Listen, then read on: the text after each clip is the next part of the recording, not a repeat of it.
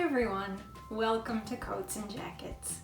Today I would like to take a look at a current toy line that I collect, the Grossery Gang. Ever since I was a child, I've always collected miniatures. Whether it be Polly Pocket, or Mimi and the Goo Goos, Littlest Pet Shop, Fairy Winkles, you name it, I was into it. I'm still very much into that tiny creature life. If you're not familiar with the Grossery Gang, you're likely very familiar with its counterpart, Shopkins. Welcome to the Shopville Grocery Store, home of super cute Shopkins galore. Frozen bakery, fruit and veg, there are aisles of Shopkins to collect. Surprisingly, I didn't get into Shopkins. I did very much fall in love with Grossery Gang though. Hitting that perfect 90s nostalgic minis feeling with the combination of gross out and monster designs. Before I get into Grossery Gang, let me take you back to 2011 when the line started as the Trash Pack. This colorful cast of characters included rotting food, broken appliances, bugs, rodents, snakes, and of course monsters. Among these were your typical color variants, semi-translucent, and flocked figures. This line was always trying to innovate, including some specialty Halloween ones in glow-in-the-dark clear garbage cans.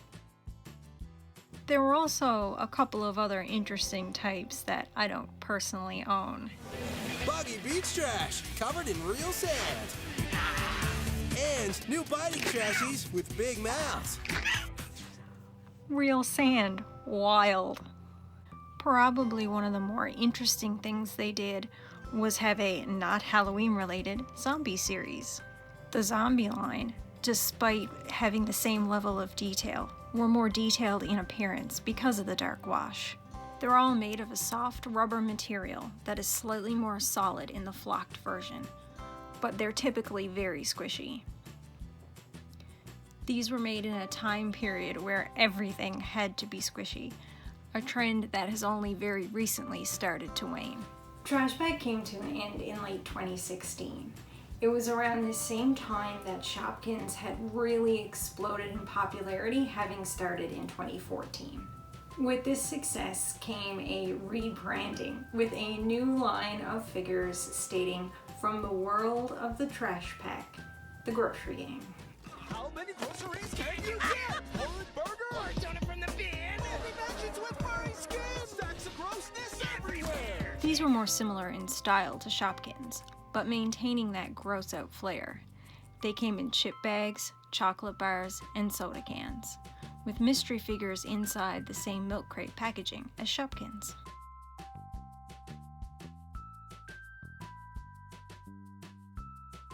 Once again, these squishy figures saw a harder vinyl with the flocked, clear frostbite frozen foods, and chocolate variants. They even came in something called a mushy slushy, complete with 4 little bugs of hard plastic suspended in somewhat squishy clear ice cubes. Rounding out the specialty ones were the translucent sticky figures that just make a mess and will eventually dry out and become cloudy with time. I'm not a fan. Since we're on the subject of these miniatures, I'd like to also cover some similar as well as bootleg products. Say hello to the Flush Force. Flush Force! Just add water to the tank, shake, and refill. 2 flushes in every toilet. Flush Force was created by Spin Master and launched in December of 2017. As you saw from the ad, their gimmick that set them apart was slime. However, it is possible to remove the toys without going through the slime process, which is what I did. What I like a little better about these is that they're not a rubber squishy material. They're a nice, firm, soft vinyl. This is the only Flush Force set I own. Next came these 3 very bizarre bootleg toys. I came across them in a capsule machine on my way to work one day. Made of a hard plastic with just the most bizarre expressions. I bought 3 at the time, but when I went back, found that the contents of the machine had very quickly been replaced. There's a donut, what I can only assume is a party hat, and a very dejected looking chocolate bar. I've never seen anything like them since. I wanted to mention similar brands and bootlegs for a reason. The next evolution of the Grossery Gang brings us right back to 1988, when Mattel launched a line of toys known as the Food Fighters. I always wanted the Food Fighters. I used to see the ad and just absolutely adore it. Yo, Burgundy, chew on this. You'll never cut the mustard, mean winner. Food fight! Your history, Private Pizza! Pow! And your lunch! Combat curtain! Fire! What's going on? Joy Slam is food again, Mom. Food fighters, figures in combat carton each sold separately. Toys do not walk and talk. The Grossery Gang would launch a new line of toys, expanding on the original with names like Clean Force and Time Wars. The figures from this line that I have are Lice Cream, Trash Head, General Iraq Attack, Grub Sub, Putrid Pizza, and Gooey Chewy. They introduced their own versions of these similar in style food fighter characters, but with designs all their own, which included many standard Grossery Gang versions of the action figures. They each come holding weapons, individual to the action figure. For example, the trash can has a fishbone sword.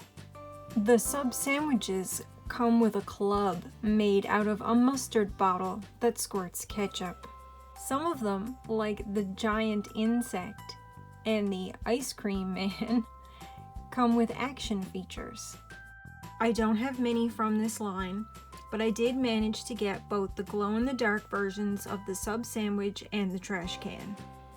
This two-tone semi-translucent version of the chewed gum is probably my favorite.